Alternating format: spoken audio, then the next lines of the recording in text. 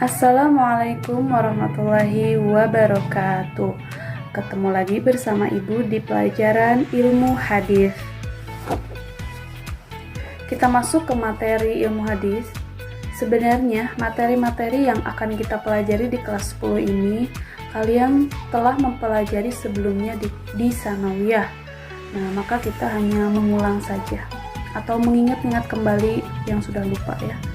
Nah, untuk materi yang akan kita pelajari yaitu pertama sejarah ilmu hadis, kedua istilah-istilah dalam ilmu hadis, tiga hadis mutawatir dan ahad, empat hadis sahih dan hasan atau disebut juga dengan hadis makbul. Nah, untuk buku yang akan kita pakai yaitu buku atau kitab Taisir Mustalah Hadis.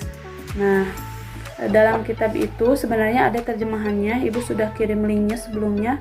Itu adalah terjemahan dari kitab Taisir Mustalah Hadis.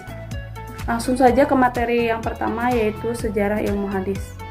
Sebelumnya seperti yang kita tahu bahwa hadis itu terdiri dari 3 unsur. Yang pertama rawi, 2 matan, 3 sanad.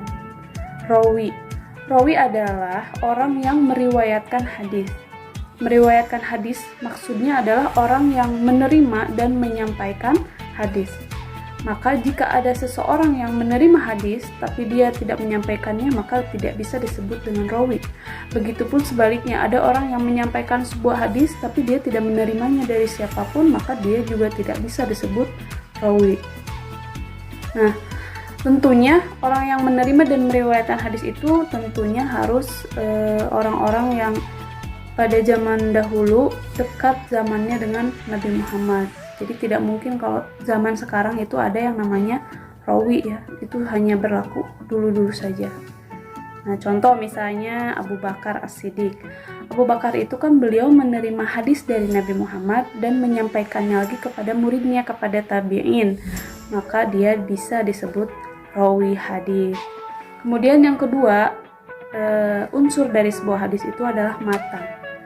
Matan adalah isi hadis atau redaksi hadis. Apa-apa yang disampaikan, contoh yang diberikan oleh Nabi Muhammad itu disebut hadis. Misal, Nabi Muhammad itu menyampaikan kepada para sahabat innamal a'malu binniyat dan seterusnya. Maka redaksi innamal a'malu binniyat ini disebut dengan matan ya. Nah, kemudian yang ketiga adalah sanad. Sanad adalah perjalanan sebuah hadis ya, atau silsilah sebuah hadis. Kenapa mesti ada sanad?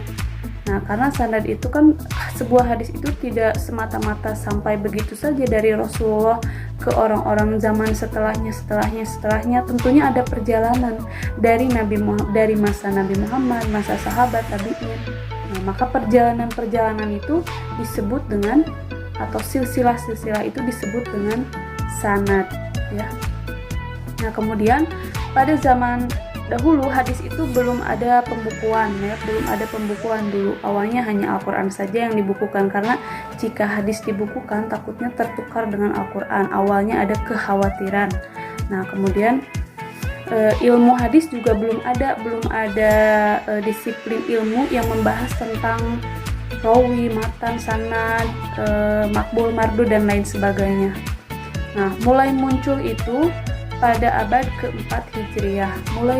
Mulailah ada ulama yang konsentrasi khusus di bidang ilmu hadis, yaitu Qadli Abu Muhammad Hasan bin Abdurrahman bin Khalid Ar-Ramahur-Muzi.